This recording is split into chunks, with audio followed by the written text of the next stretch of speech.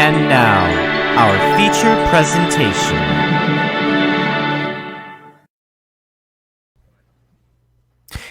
Hey guys, I'm Scarfy. I'm Naka. And I'm Cruz. And welcome to Subwuffer Entertainment, a determinedly drunk, geeky, and cheerful podcast where wolves be house in a tree we entertain, bringing you all latest entertainment news. Sets a lot like the music appreciation class to talk about what's going on in certain topics and see how people react to them in certain ways. How are we doing on this fine quarantined afternoon? Like all the rest of them. I hate kelp forest. That is a sign of things. That is a sign of things to come. Yeah, we'll get into that later, but kelp forest, yeah. I got a drunk road. Never again. Never again. Hail. No, I was never just gonna say again until the game comes out again in 2 months. I was just gonna say all hail the magic conch, but really, how are you doing today? Could be better, could be worse, but could be a lot worse, but couldn't be that much better, really. So it's almost interesting because it's like we're doing this final show, and the only reason as to why we're ending so early is because Cruz and I are class of 2020. Hell yeah! You know, I don't know about you. They get their diplomas mailed to them. All of this shit came at a worst possible time. You know, campus is shutting down, some of them canceling classes, some of them trying to make the shift online. And for me, further, having the one credit issue because the school didn't realize that when they just took away the PE requirement that they did not also take away the credit requirement that it had. I had to do another little project, which is fine, but I'm also a little anxious because I'm doing that at a point where I'm not able to go to school and actually really converse with people. Exactly. So anyway, that's why we're trying to get our, stuff done so we can get on with the show, and then we can finally have our lovely diplomas in our hands, and then we can actually sound a little bit more professional. Even though we have diplomas, it doesn't necessarily mean we know everything in the world, and I certainly don't know everything in the world, but hey, we have a diploma, and this opens the doors for both of us to get inside the world, doesn't it? And I'll get a rock. Hey! We're still waiting for you to get your diploma, okay? It's gonna be it's gonna be a long while because I'm not sure if we talked about it during last week's show, but I think we did. But my classes got canceled, and I have to wait until fall to start my classes back up again.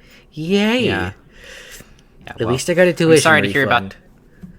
Yes, I'm glad to hear about that. At least they have the balls to give. At least they have the. Well, they're the kind of decency required to to give you do tuition that. fund. Well, I mean, they're required, but you know how companies tend to be. They want money. This is a community college. Well, they still want.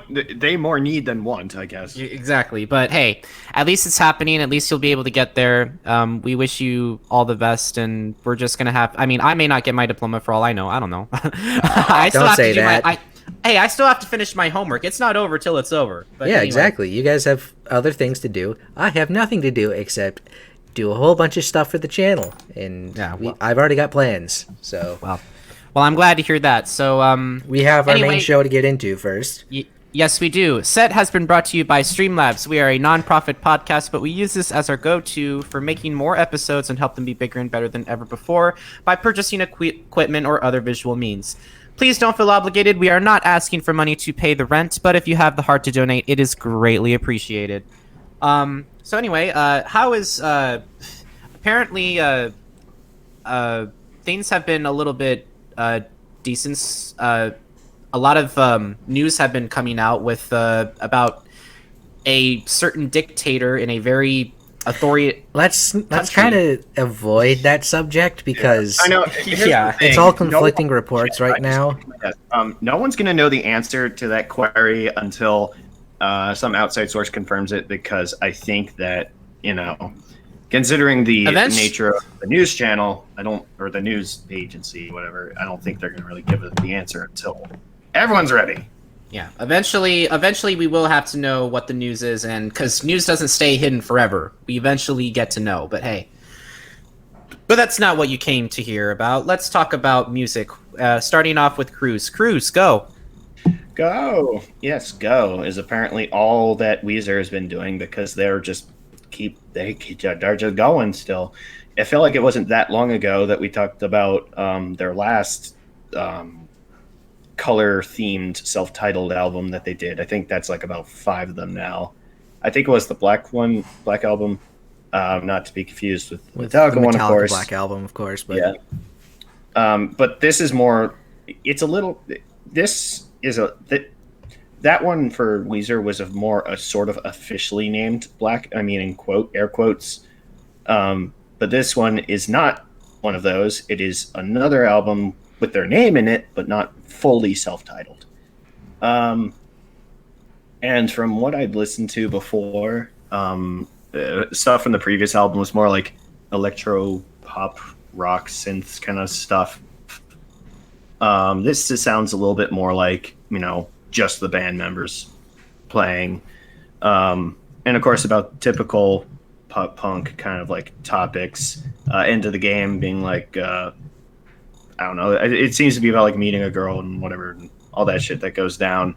So yeah, back to their old, back to the bread and butter. I don't know. I'm not good with phrases and shit, but I think I enjoyed it. Listening to the song a little bit. It was like a little more nostalgic, but also not something I'd like go back to and listen to a lot now. I guess that's just how my music tastes have changed. And you can see for yourself on May 15th when the rest of the album comes out. This album cover it doesn't really fit, in my opinion. Van Weezer, it's like you have all this electricity and lightning in the It's like it's kind of funny though when a band tries to embrace an aesthetic that is completely not what they're doing. I think some bands have done that. I think was it Rammstein did it with like Radio. The music video for that, they were dressed up and like playing like they were a jazz band, but they were playing, of course, their heavy metal. Mm-hmm. So yeah, when bands do that, it's kind of fun. So, fun fact, I remember this one time on one of our episodes, and it was with the episode with Boozy Badger, how apparently Boozy got a little annoyed that you called that Cruz called Weezer sellouts the album. And I think anyway. he was upset that I didn't. And yeah, and then he asked us, you think Cole Porter sold out yet? I'm just wondering, and we're like, we don't, and I'm like, we don't know who Cole Porter is. And he goes, exactly, and we just bursted out laughing, which I kind of find funny, But yeah. hey, and also not introduced, but really reminded of there are tiers to selling out. There's completely selling out unapologetically. They're selling out in a joke way, like I guess you could say that for bit of a Jekyll and Hyde, Death Punch, the video, and Champagne. Also the kind of aesthetic of that, the party aesthetic of that. Ailstorm too with their thing, but then there's some more serious actual sellouts where they're just like, you can see the fan ratings are just like no. But yeah, they're just trying to they want to make music that appeals to hopefully the now grown up audience that they would have, and wonder if like new middle schoolers are getting into this also. Yeah. Hey, Weezer's a good time if you get down. I like the music video, like the whole alien trite, who's being cool at a college party or something. Oh yeah, the video's pretty. Maybe they should get Carl Weezer to sing a song on a Weezer album. You want this Naka? No, not that it. Character. No. End the song with Carl. But just you think about it. You know how many Jimmy Neutron and Weezer fans would love that? Like, Weezer fans would be like, hey, this is fun. Jimmy Neutron fans who may not listen to Weezer would think it's fun. Wrestle with Jimmy. Hey, any press is good press. You know what I mean? No, I totally get what you're saying. So, I like how you say it's a bad idea. And it's like, no, it's like, oh, I get it now. Yeah. All right, cool. Anyway. Oh, I got a friend who's happy for this. I'll tell you what. Static Shock. No. X. Well, appropriate name for the album, I suppose. Project Regeneration Volume 1, which seems to indicate that there is also a Volume 2 sometime in the future. I don't know how much it adheres to how this one was made, because the front man of the band had passed away in 2014, Hey, and that who got on the Switch Switch? could have Hey, yes, who did Mom. that?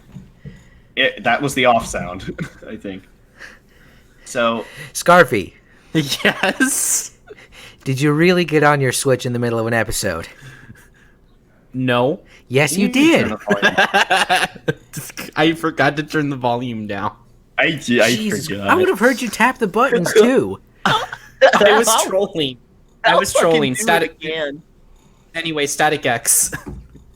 Yeah, it might have ended 2014 with him leaving, leaving by virtue of dying. That is one that stop. I'm telling myself stupid. Fortunately for the band, Wayne had demos that were recorded, intended to be used on new material, and it seems like the band wrote music around his vocals and like try to work with it to kind of form it into songs. Almost, I think, I want to say most of them have Wayne's regular vocals. For the others, someone called Zero is on vocals. I don't know who that is. Hopefully they end up doing a good job, because it's hard to.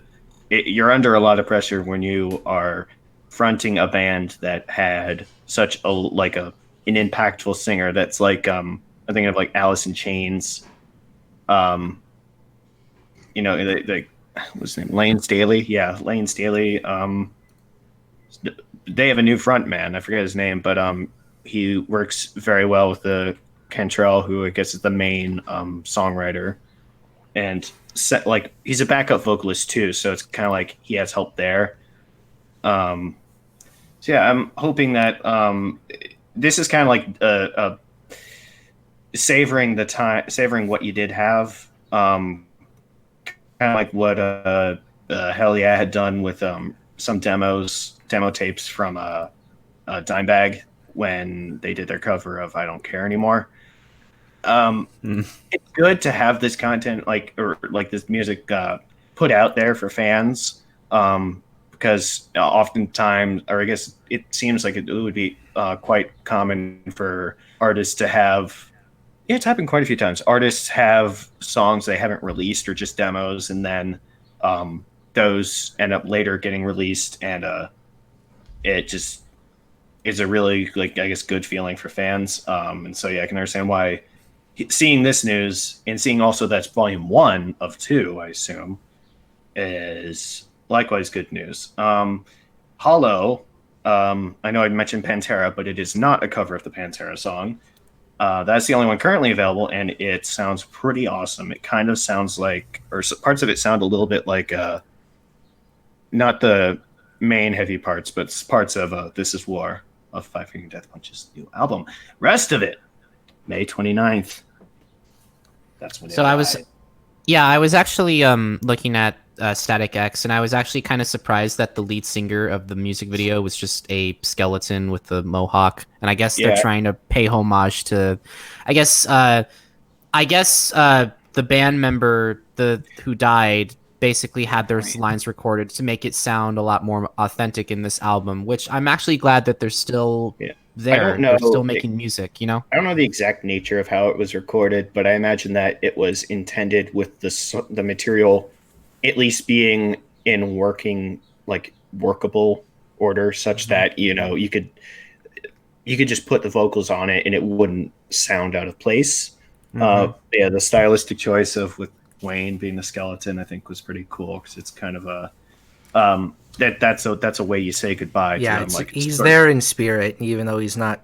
He can't be physically here with us, but he's here in spirit, and they're trying to pay homage to their fallen friend, and basically, and I have a friend who loves Static X. So, I don't know if he knows about this, but I'll let him know. He's actually streaming right now, but, I'm not going to just tell him in the middle of a stream. I'll tell him, separately, but I'll let him know. Makes sense, but hey. Yeah, that's all I have to say regarding Static X.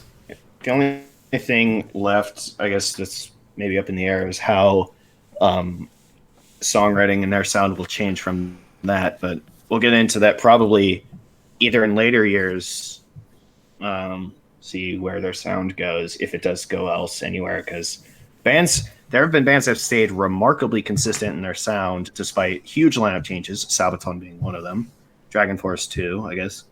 But now we're going to one that has probably plenty of lineup changes, but is still the king in rock and roll. Here is a veteran, a man amongst the boys, Deep Purple. The title is a little less, I guess, intense, as one might think. It's just whoosh. But, don't let that fool you, because as, Deep Purple is, everyone knows Smoke on the Water. Every guitar player's heard Smoke on the Water at least, I'm not going to say at least once, because it's usually the amount is at least 20 or 30 times. And then you stop counting. And there's always one person playing that Guitar Center in a corner, just like nonstop, because that's such a my first guitar riff, but it's so iconic too. That's part of what makes Deep Purple so important, because they were one of the famous British bands that laid the groundwork for heavy metal, from distorted blues rock, and one of the original guitarists of Deep Purple. I don't know if it was a single guitar band. I think it might have been. Richie Blackmore was further involved in forging heavy metal with Rainbow, which was a band headed by Dio. No, Dio, no!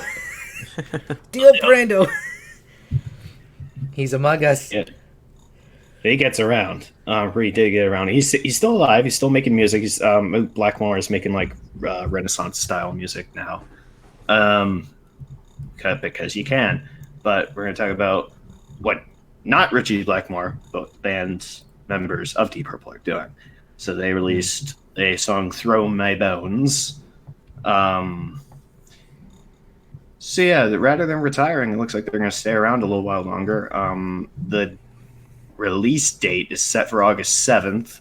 And the reason I'm saying things so far in advance is that, first of all, that we can actually have like a more than 30-minute quote final show this season, and also because you can listen to stuff now, and then when new stuff is updated or released, we can update as time comes. Yeah, this is give this band the respect they deserve, and like I appreciate what that they're still hanging around, like a lot of Have you ever listened to Highway Star by Deep Purple? That's like there's nobody gonna take my car. I'm gonna race it to the ground. That song. There was also it's not in my rotation, but I've definitely heard it before. That you mentioned that Overkill in one of the songs from The Grinding Wheel, which was my personal favorite of 2017. It's Goddamn Trouble. They referenced that. It's like stole a car, like put a tape in the dash. It played Highway Star. Yeah, and so yeah, they you can see it from that, at least how that kind of like rock and roll vibe did inspire a lot of heavy metal, and there are a lot of callbacks too with like covers of songs and stuff like that. But and also is refreshing to see the veterans themselves make new stuff and see how they have gone in their own right. So yeah, Deep Purple's still around. Hell yeah. Well, let's not beat around the bush. Let's get to the kingdom. And if there's anything else you can say. Love and hate. Get it wrong. She cuts me right back down to size. For the record, if you guys never seen the John Wick series, you really need to. It's really good shit. Yeah. The reason I didn't know this, because I was not one of the people who saw any of them, but if you, among the people listening to this video, have seen John Wick 3, you might recognize the song that is to be linked, because we're doing this a little bit differently because of the so anyway, Bullet Holes, first single released from the Kingdom, and it featured in John Wick 3 and the music video for that shows clips of the movie. Followed by Flowers on a Grave. I think I liked Flowers on a Grave a little bit better, as it sounds a little bit more like it reminds me some of like Seether's. Like Seether does like heavy shit and then like more mellow rock stuff. It sounds more like that side of Seether, but yeah, I might listen to more of this later. Bush kind of to me was like a proto metal band in a way. Like it wasn't something that was heavy metal, but it could get you into heavy metal. I guess maybe a close example would be as Avenged Sevenfold, but they are also metal, so I don't know. It's kind of like that. But the rest of the album should be released this summer. Wikipedia's list of all of the release dates says July 17th, but there wasn't really much other information about it. The release date, that is. But I need to listen to Bush's newer stuff. I have their older stuff in my Spotify playlist, specifically The People That We Love, which was featured in Need for Speed Hot Pursuit 2, Glycerine, and Calm Down, and there's actually acoustic versions on Spotify for the 2 songs I just mentioned. So those 5 songs are in my typical rotation. So I like Bush. Do all those music that you like come from race car films and video games? A lot of my taste in music has come from mainly Burnout games, but also Need for Speed games. Yeah, yeah.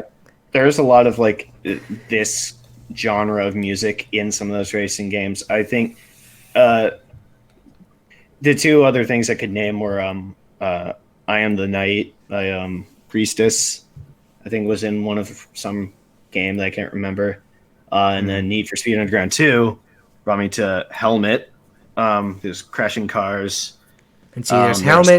They had Mudvayne, I think. The cover of Black Betty. Oh, yeah, by Spiderbait, which is actually the version that I prefer to the regular version of Black Betty, which is Ram Jam. Yeah.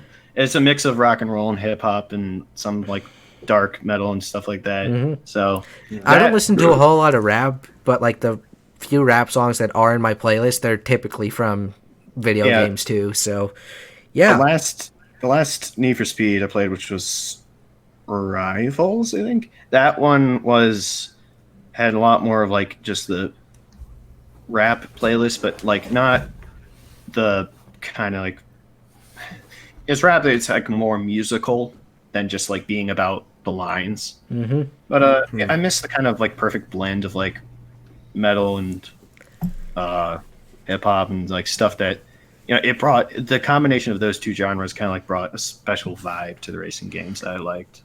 I know we're kind of getting off topic, but it's kind of related to this conversation. But the past couple of Need for Speed games, specifically Payback and Heat, I'm not a fan of their soundtracks, mainly because it's a lot of like synth, it's a lot of synth stuff, which, don't get me wrong, but it's also like a lot of rap and hip hop, which, I don't really do, but it fits the vibe of those games. And while I do wish, yes, I want, my guitar solos, I want like, Metallica and Avenged Sevenfold in these soundtracks, it doesn't fit their soundtracks.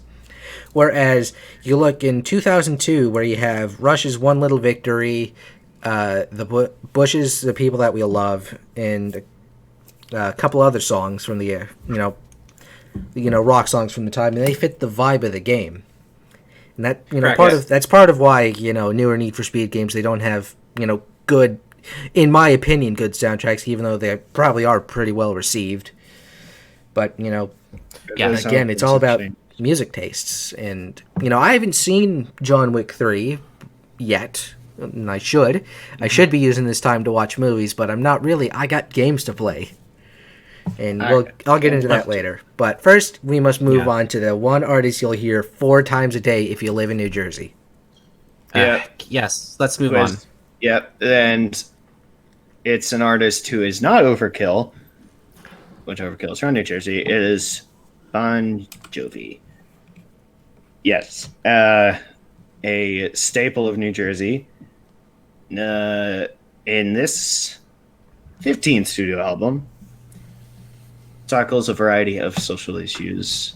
The first single that was released, I think, was called Unbroken, which was in a 2019 film that I did not see, but I think I might want to see, called To Be of Service. Presents itself in the video style of Five Finger Death Punch tribute to armed forces. Like you've seen, they've done several videos, but like it's done in that style, like showing how they show clips of them, stuff, soldiers, and all that other stuff. And it does present a theme that is not foreign to heavy metal itself: PTSD, shell shock, battle fatigue, war weariness. It is a demon that has many names. One of Slayer's 2 Grammy Award-winning songs, the other being Final Six. This one, Eyes of the Insane, which Tom Araya got from reading an article about 3 soldiers who had come back from Iraq. Sabatons to Hell and Back, Audie Murphy, who suffered PTSD, Metallica's One, and also Confusion, and probably among others. So yeah, it's a cool topic to see other artists address too, because the way Bon Jovi approached it was more to not just to bring attention to their plight, but also to just show things for how they are, like show how people are actually struggling, not just to get pity for them. All that. Limitless is also available. I don't remember what that one was about, but there are other social issue things that are tackled, and those would delve into more political conversations, which can wait until May 15th or sometime this fall, because there are, I believe, I don't know how true this is, but I think that this album has been pushed back. The release has been pushed back to this fall. It was intended to be May 15th. I think it's probably delayed, but you can double check. The last I saw is that it was delayed, but but as I said, the point of me mentioning this is that the 2 of those songs are currently out now that you can listen to, see if you might enjoy the rest of the album. So I'm gonna be honest. There was only one song that I ever heard from Bon Jovi, and unfortunately, it's the one we're all thinking of, because my brother sang the song over and over because it was in Guitar Hero World Tour, and it's like, That's the death of Guitar Hero. No, Guitar Hero 3 was really good, but Guitar Hero World Tour was like, I think because World Tour came after, that's when they World Tour started including like Rihanna and shit, and I'm just like, yeah, no, you've lost me. You're done. No, that's not rock. Sorry, your ass is grass. Doesn't work for me. Sorry, you're gonna have to switch it up. But hey, well, now there's Guitar Hero Metallica, so let me go on some pants, pops. How you call it pops? Yeah, well, but hey, now there's just Club Hero, commercial. and you can just get all the charts that people have made, including meme charts. But that's another story for another day. Yes, it is. There's not much for me here to say about Bon Jovi. I know that he was a very popular band in the 80s, because everyone, like, when you're a rock band in the 80s, you ruled the fucking world. There was no, you could disappear like that at any moment, and sometimes there are bands that never kind of made the plateau, but that are doing it now. Mm-hmm. One could argue Testament is in that position because they didn't break through super much in the 80s. Super much, because that's weird. But right, yeah. A lot of their success has come like 2000s, and their latest album has been very successful, I think. But, sometimes, I guess as Nietzsche said, some people are born posthumously. Pretty much. Not yet the case for Bon Jovi, even though there were rumors that he was dead, I think years ago, and he just... he had the classy response of saying, well, heaven looks a lot like New Jersey. Well, is that it for when it comes at least to... the thing with this album is, like, I'm typically not a fan of Bon Jovi, but, to have an album that tackles social issues like PTSD and shell shock, battle fatigue, the demon that has many names is, my grandfather, who's... I need to put that in a song lyric. My something. grandfather, who's in a care facility because he had a stroke last June, he spent several years in Vietnam during the Vietnam War, and there are stories that he has told me that I'm not going to repeat because they are personal and they are dark.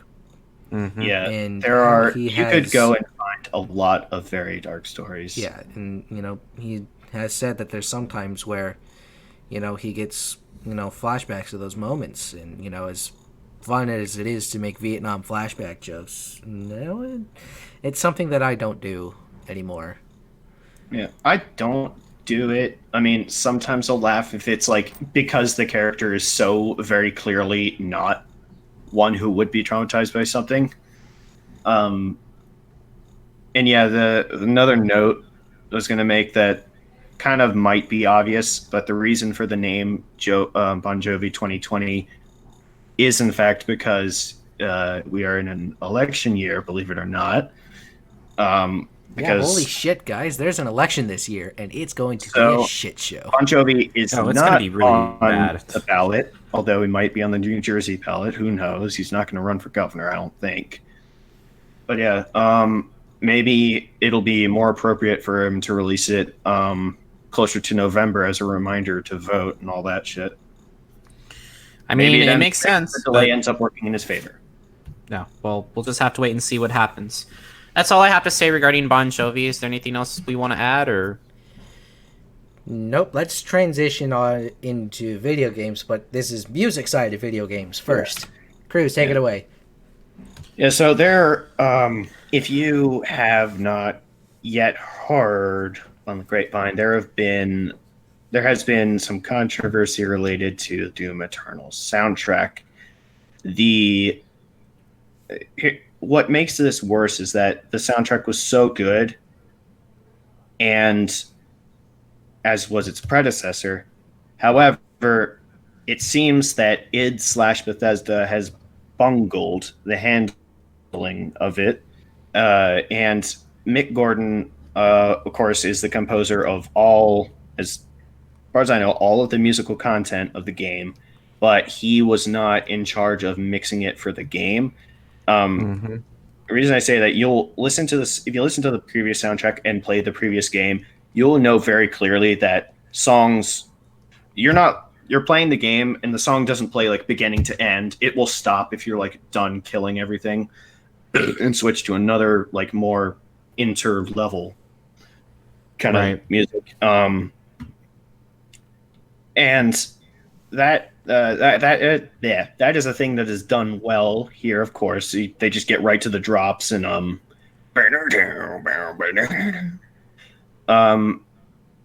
is some good news though, because it appears that from interactions with various people on YouTube and I guess online other places, Mick Gordon has said that he will personally take care of this releasing a soundtrack that is made to his liking. Mm-hmm. The only thing I don't know for sure, and I've tried to suss this out by reading on it, was if the soundtrack that's already now in development, if that was what Mick Gordon mixed, or if he's going to release his own version of it, because some people, one of the people that Mick had talked to, had uploaded the pretty much the whole soundtrack, all the songs from it, and noted if they were mixed by Mick Gordon or not. And there are specific ones that are mixed by Mick Gordon, like Meat Hook is one of them. And that's one of the main battle songs, along with The Only Thing They Fear Is You and BFG 10K. That said, I like the synth intro of the quote game rip version of it, though the soundtrack one starts with the guitar. So there's bad news and good news. Bad news is that it seems quite unlikely that Mick and Bethesda id will see eye to eye anytime soon. That's not to say he won't come back at some point, because there's been no, I mean, granted, you could say it's too soon, but there's no news of the next Doom game, because now this was the sophomore effort of this new series. This is like Doom was like Iron Man, and like it was like the building block of its own new universe, the Marvel universe, and this is kind of building that universe. But now that this kind of news has happened, you're kind of running into a wall here because either you're going to be able to make a great, because the gameplay is completely independent of music. The gameplay was great, aside from randomly getting stuck on some bullshit and getting like constantly ping ponged into a corner. So yeah, gameplay, all that is great. I have no doubt that they could even improve that from how they did on Doom 2016. They already did. How they can improve it and just make new stuff that's familiar but refreshing. However, if you're not going to have the music has become such an important part of the game that if it does not have the right kind of music to it, it will be very clearly apparent, especially now that there are two other Doom games that had that successful soundtrack. And if you have this one that's either blatantly rehashed or made by someone else in a way that people don't like, I mean, there's probably some other people who could make good music too. I watch plenty of YouTubers who make great original guitar music and covers. I don't doubt that there's someone who could take up the job, but Mick Gordon was the best one at doing it. So, long story short, TLDR, there should be a Mick-approved soundtrack being released sometime soon. That is in his version. That is in his vision of what he wants people to hear. The key thing was his mixing. He was one of the complaints on either YouTube video was that the game rip version of The Only Thing They Fear Is You sometimes like cuts in and out of different like tempos. And Mick's comment was like, "Yeah, all that bullshit was put together by someone who doesn't know anything about music." Oh, but good cover though. So it's like, he's not happy about it. I mean, I wouldn't be. Would you?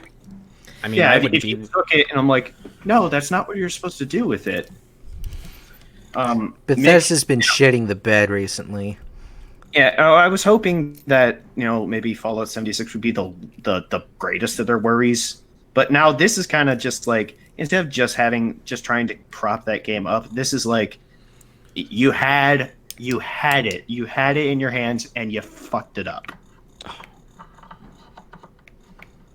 The good news is that not all is lost. So we'll see about the soundtrack. Maybe have some updates on as more information comes out. But right now, I've enjoyed the game. Hopefully, we'll be able to download the soundtrack soon. But speaking of, I don't know, rage, shit like that, let's take to the streets. Angry Streets, Streets of Rage 4, an upcoming beat-em-up video game developed by Dotemu, Lizard Cube, and Guard Crush Games. This is a continuation of Sega Streets of Rage series, which was a trilogy of games released during the early 1990s for the Sega Genesis, also known as the Sega Mega Drive. But because in North they didn't call it the Sega Drive? It's the Mega Drive, not the Sega Drive.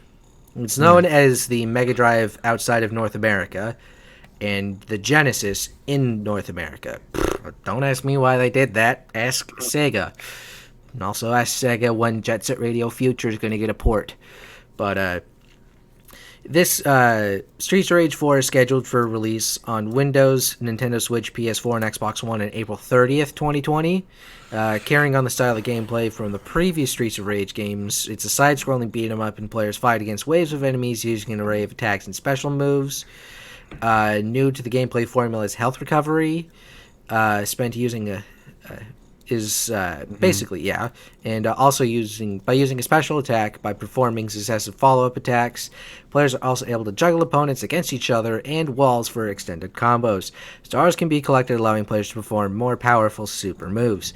The game takes place 10 years after Streets of Rage 3, featuring returning characters Axel Stone, Blaze Fielding, and Adam Hunter, alongside two new characters, Adam's daughter Cherry, Cherry Hunter, and a muscular human with cybernetically enhanced arms named Floyd Iraia, Iraia. The game will also feature online multiplayer for 2 players and local multiplayer for up to 4 players for the first time in the series, as well as competitive battle mode. Unlockable features include characters from past games who are presented in 16-bit style and retro music, tracks from Streets of Rage, Streets of Rage 2. Limited Run Games is also doing a limited physical release for Switch and PS4 with either a standard option or a classic edition with a steelbook case and Genesis-style clamshell case. Well, so basically, this is. I don't want to sound like a noob here, but this almost sounds like a Street Fighter knockoff, even though I know it's not. It's a different franchise just because it has streets in it. And it's like, oh, it's a Street Fighter knockoff. It's in that genre. I don't think it's a quote knockoff, but it's just one of those other types of games. As I say, I know what the word is. Beat 'em ups. There's a difference between beat 'em ups and fighting games. Because fighting games, it's beat 'em ups is more side scrolly. Yes. This is a beat 'em up game, though. Yes, it is a beat 'em up game. It is not like a fighting game. Right. So, but hey, it looks interesting. I don't know if I don't know if I'm interested in getting it, if only because I'm not really interested in those types of fighting games. But hey, it's there if people want to get it. So Yep. I don't see any problem with it. Looks pretty cool. The graphics look great. I can only hope that the reception of it will be positive. So, looks wonderful to me. Anything you want to say, Cruz? I mean, at this point, it's kind of like the One Piece game where it's like you're already at 4. I think also here, and it's like, well, great. What do I do? I feel like I could just play this alone or by itself, but not what I would personally get. But I do think that definitely a good move bringing it to Switch, making it more available, just to like not revive the franchise, but to like keep it fresh in memory and all that. But, so that's it. And then let's talk about a game that's already been released because exclusivity deals are a bitch. And I feel like they release a new game every 2 months. Yeah. Warzone, let's see, we had Modern Warfare 2019, then Warzone came out 2-3 months later, and now we have Call of Duty Modern Warfare 2 Campaign Remastered. Black Ops 4. Black Ops 4 was 2018. All right, so it's on the first. It's at least been a year between main series titles, but Call of Duty Modern Warfare 2 Campaign Remastered is exactly what it is, a remaster of Modern Warfare 2's campaign that came out on March 31st for PS4 due to exclusivity rights, which, I understand they had this deal months in advance of what they were going to do, but, cut us some slack, Activision and Sony, please, because there's other platforms that actually want to play the game, maybe. Have you ever thought about them? We're PlayStation. We like exclusivity. And it will release on PC and Xbox One in April 30th, 2020. And yes, the controversial No Russian Airport Massacre level returns in its full glory, and I assume, I have seen it still keeps the options of whether, because it's not going to affect your progress in any way, that if you do skip it or not, there's no intel or anything. Can you talk about this controversy? I think I remember something about this, but I don't remember why. If it's too controversial, I understand, but I just want to know the logistics of it, of what happened. For those who don't know about the Call of Duty No Russian controversy, you're playing as undercover CIA operative. I don't care about spoilers at this point. It's an 11-year-old game, but you're an undercover CIA operative working with a Russian terrorist. That's exactly what it is. It's a Russian terrorist, and there's some lines said that you're in an elevator, and then you get told, "Remember, no Russian," and then you're carrying big LMGs, so the 50 cal machine guns and everything, and you're going on a rampage, shooting up hundreds and hundreds of innocent civilians in an airport. And why? That's because it's a terrorist attack that the main guy Makarov set up, because we're gonna do this because he's a ruthless, cold-hearted bastard, and then we're gonna pin it on the American agent who was discovered by Makarov and start World War III. But it wasn't necessarily the fact of setting up World War III. It was the fact that you take control of a character shooting hundreds of innocent civilians in an airport. It's literally what it is. It's a mass shooting simulator, quote unquote. But yeah, so that level's just been cut in certain releases. It's it's still in other releases, but if you shoot any civilians, you basically have to restart the mission. But not in this game. No, it's still in this game. It's in the remaster. It's basically it's the same release. Everything's just been completely redone. The visuals are all redone. The sound design's all redone. Mm-hmm. But those options that they patched in for Modern Warfare 2 back in 2009 are still in this release. So it all depends on where you live in the world and like what specific release you're getting. Because I know in Germany, well, not just Germany, but some countries the level's just cut. You can't do it's basically just skipped. Well, it's kind of funny because like in Germany, in the German versions of Call of Duty, they can't have like any. They were not at one point they could not have like Adolf Hitler be in a painting because Germany really wants to get far away from their history as possible, and I don't blame them. I really don't. So neither do I. And no. part of the thing with Germany too is that I know the original Black Ops Zombies maps, 2010, because it's Nazi zombies still. They still have swastikas up and everything like that in the Germany maps. But when they got remastered for Black Ops 3, those were, instead of like the swastika symbol, it's like the Iron Cross kind of thing. Yeah. That to me was like someone I have personally visited Germany twice. What it seems like, not that they're trying to quote get away from it, but more that they're trying to show people that they've come to terms with it and understand the significance and impact of all that they did. There's no sparing of swastikas within Wolfenstein. On none of the box art has it. Like it's not. No, there's a law in Germany that says, oh, you can have this symbol in the game, but it has to be in an artistic form. Yeah, you and that's cannot the also only... just have it displayed anywhere in public. No. So God, no. I think that's part of the reason why it wouldn't be on the box art. Well, obviously he's a good choice, but it's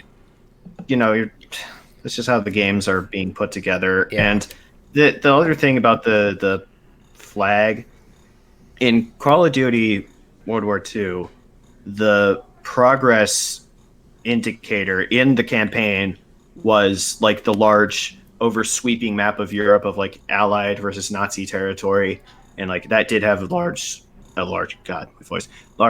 swastika over it. But in the game itself, they did have the Iron Cross on like any banners or whatever.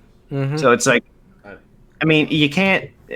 I would say don't focus so much on using it, but like if it's like is like really just if it's getting to be too much, just fuck it. Yeah. But, so I do, like, whenever I've played through Modern Warfare 2, I typically just skip no rushing because, like, I don't want to do this. This is gross. Yeah, so... And you're not penalized if you skip the level, so it's no big deal. But, yeah. Well. Now let's move on to Anyway. something lighter that isn't controversial in such big ways. Gears Tactics. Gears Tactics is an upcoming turn-based tactics video game developed by Splash Damage in conjunction with the Coalition and published by Xbox Game Studios as a spin-off of the Gears of War franchise and prequel to the first game. This is a Microsoft Windows release only for now, on April 28th, 2020, and there's an unspecified release date for Xbox One. It's a top-down perspective it's a turn-based tactics title in which players issue commands to a squad of human soldiers to eliminate hostiles in a map and, depending on the mission, complete secondary objectives. So it's your typical tactical strategy game, turn-based, whatever. So kind of like XCOM, I'd assume, but maybe Fire Emblem, but I don't know. So don't quote me on that. Players can freely explore the map without being confined to a grid, so it's more like XCOM rather than, Fire Emblem, because Fire Emblem, a lot of the stuff that I've seen, you're confined to a grid. But players can freely explore the map without being confined to a grid. Each character can perform 3 actions such as taking cover, shooting enemies, or remaining in Overwatch to shoot any moving enemy in their line of sight. When an enemy unit loses most of its health, a friendly unit can move in and execute the downed enemy, which gives all units an additional action point, or AP. Players need to throw grenades to destroy erupting emergence holes, which spawn more locust enemies. If a friendly unit sustains too much damage, players may need to revive them, though they will lose a significant portion of their health, which makes sense. The game has 5 distinct character classes, which each having its own unique abilities. The characters can be extensively customized with mods, armors, and they can acquire new skills after they level up. A permadeath system is featured in the game. Other than the 2 central characters, other friendly units are procedurally generated, and should they be killed in combat, their deaths are permanent. In addition to the main campaign, players can also compete in side missions. After the player finishes the campaign, veteran mode will be unlocked. It's kind of like, actually no, it was DLC. I can't really say it, but I think Persona. Maybe I'm talking out of my ass, so I'm not going to finish that. But it allows players to remix the campaign missions with different modifiers such as bonus damage and accuracy penalties. The game, however, does not have a multiplayer mode. This game is a prequel to the first Gears of War. Okay. And since then, the story follows Gabe Diaz, the father of Kate Diaz, who is the protagonist of Gears 5, who embarks on a secret mission with a fellow coalition of ordered government soldiers, Sid Redburn, to assassinate Ukon, a Locust scientist who is involved in breeding dangerous monsters for the Locust Horde. I'll see how it goes. It's shaping up to be half decent, I think. So, if you want to pick it up and you have a Microsoft Windows 10 PC, it's available on the 28th. It's probably going to be included with Xbox Game Pass on PC. So, give it a shot if you want. So it's kind of funny. Gears of War is you know who Gears of War is owned by, right? Yeah, Microsoft. No. The developer. The Coalition. It's actually Epic Games, but Gears of War is owned by. Oh, it's the Coalition now. Yeah. It used to be owned by Epic Games. What happened? Microsoft probably bought them out, and the Coalition's like a second or third party. It's like a second party development studio. Let me Google this.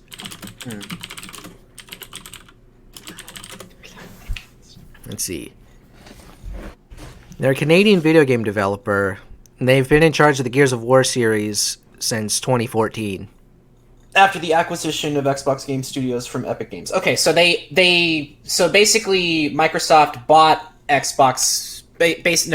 Microsoft bought Epic Games and it became the Coalition, basically, essentially, technically, right? Yeah. All right, makes sense. But hey, my brothers were huge Gears of War fans. I don't really talk. They like the game. I can't really stop them from liking it. But hey, I don't know if they plan on getting this game. But hey, it looks interesting at the very least. I just don't know if I'll ever get it for myself. But at least it's there. Gears definitely looks like a game I would like to get into, but I haven't done it. And this would not be, I guess, the way to do it. This is kind of like, to me, is looking like what Fallout Shelter is to the Fallout franchise. Like, you don't. It's not as much about turn-based. It's more about like the facility and resource management, like keeping all the people fed, fighting off raiders and stuff like that.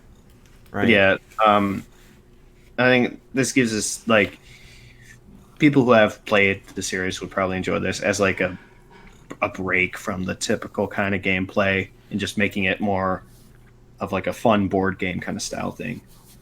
Right.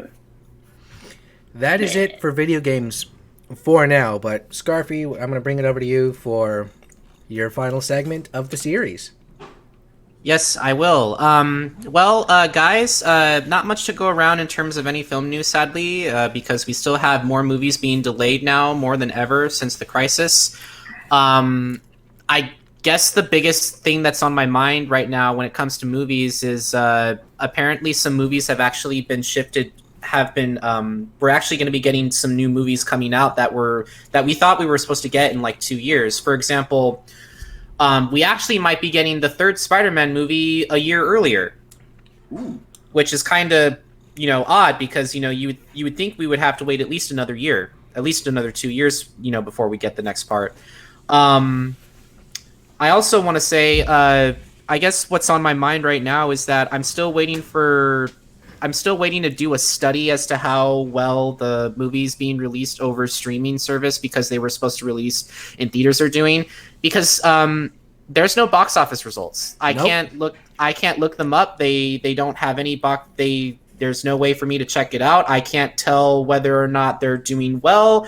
We can only go off by, news articles, and even then they only give us so much information. They don't give us the numbers. So Let's take a look I at guess- the numbers. I guess What do they mean? I guess the interesting thing is that I want to give a shout out to one of my friends in Canada. He actually got me a birthday present. He got me a wolf blanket, a scarf, which Jack Killer, aka Drifter Wolfsky. yes, Drifter, you are an awesome guy. Drifter gave me, and then the cherry on top was he gave me the complete Fast and the Furious collection on Blu-ray. And I know, and I almost feel like Naka is looking at me. I've told you the order to watch it in. No, I understand. It's like, I understand that Naka is like giving me a huge grin on his face. It's like, go watch it, Scarfy.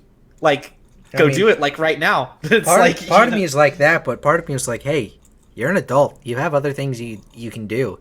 I'm not your dad. Well, I know. Well, I understand. It's like, but hey, like, the people are being fun. But anyway, guys, I guess what I can leave you off, what you got, sorry, that. I guess what I can leave you guys off of is that hopefully with this little break we're going to be taking in between, we'll bring movies to a grander start that we've had after dealing with not only our copyright strike, but also, unfortunately, our lack of film news in these past several weeks. Hey, next episode back, you're allowed to have like a 14-page movie page. I won't care because you've been left in the dirt. It's really hit movies the hardest, I guess, because of how movies are traditionally been consumed in theater form, and then at home form, and then in physical form. But largely those things are unavailable. The only thing unavailable, I guess, really to music or concerts and to games are to like store deliveries. The real reason as to why I can't really do film news is because I can't keep up with all the film news that is being released, because it used to be in a very set order.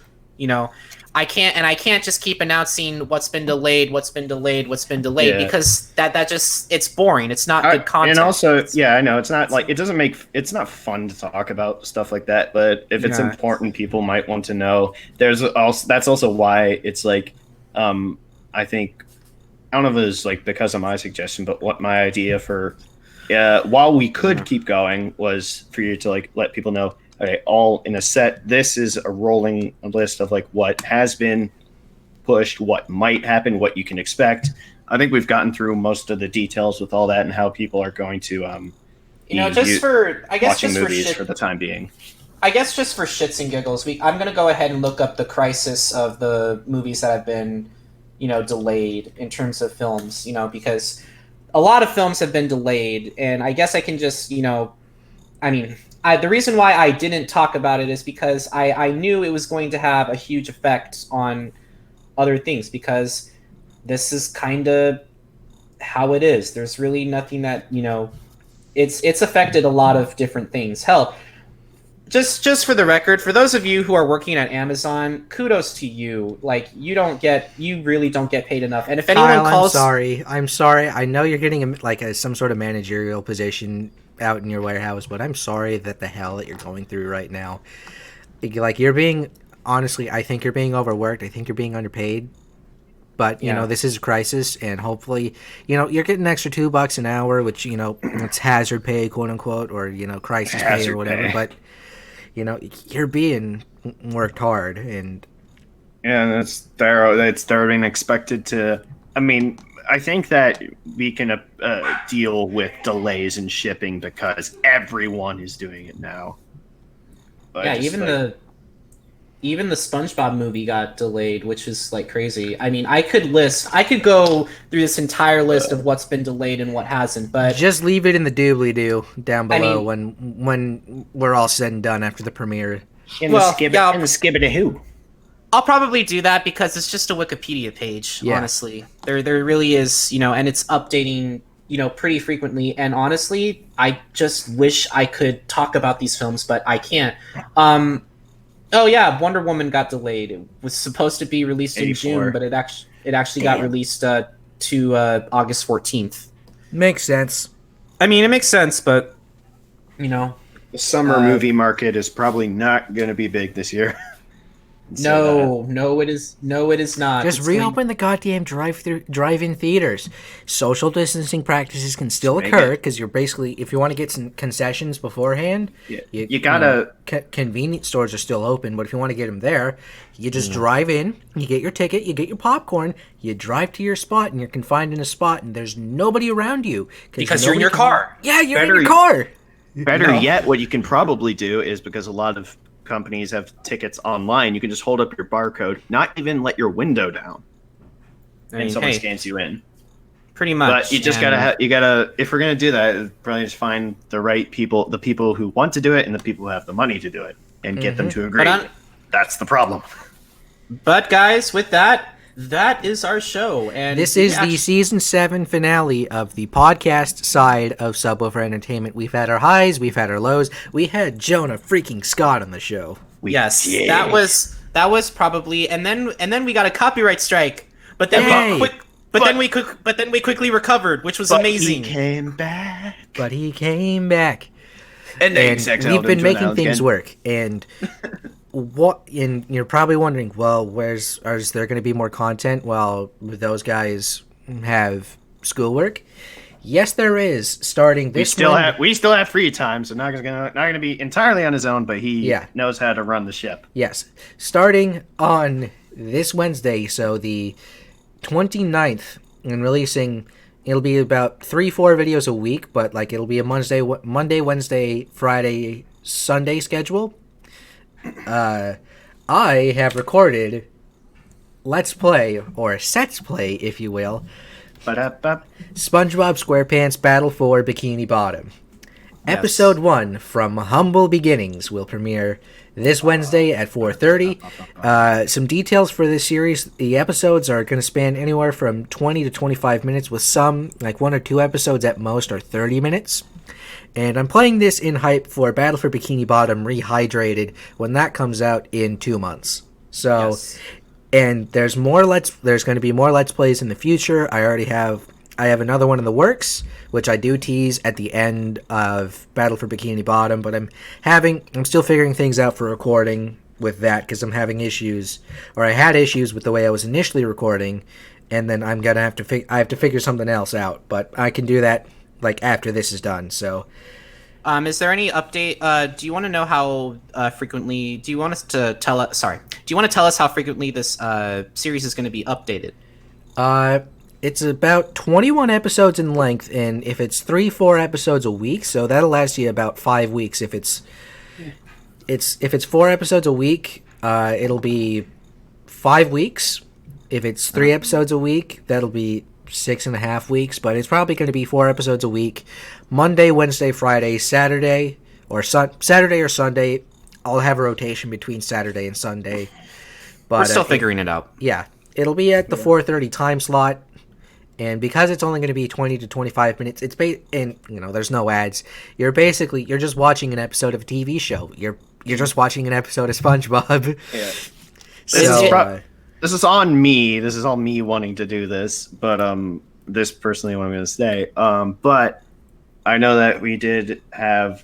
I don't know if it's going to be all the time, all 3 of us, but more maybe 2 of us and play Rocket League and see where things go and just have some fun there. There are other games that we can also play, but we will be having from the home base perspective, that being of Naka.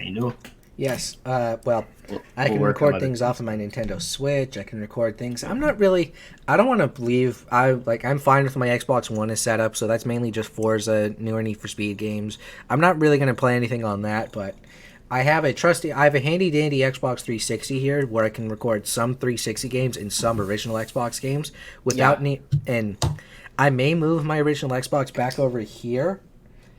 Back over underneath my desk. You guys can't see it, but whatever. I might move that back over here because it's over by my TV center. so I can record original Xbox games without any sort of frame rate and stuttery issues that the 360 has with some games. But well, I'll figure that out as the time comes. But for now, we got to wrap this up, and we actually made this over an hour, unlike last time. Holy shit, we did it!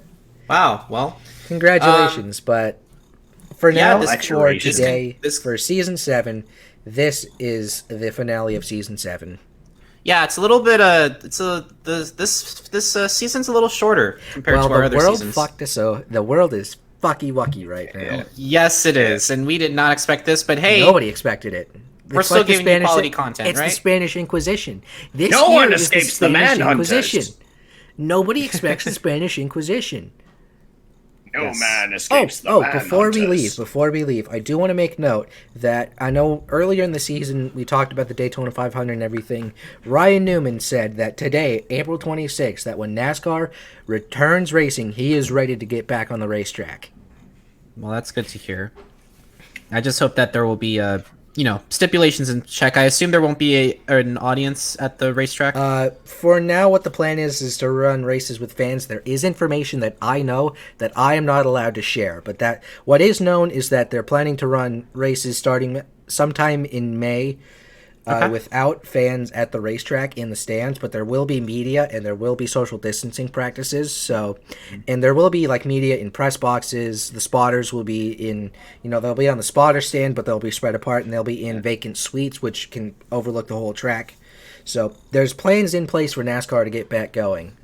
I think the only negative thing that could come from that is the on your track record as a venue being like your attendance technically being lower because you can't have as many people there. NASCAR's this is technically a contract year for NASCAR, not only for TV but for the track schedule.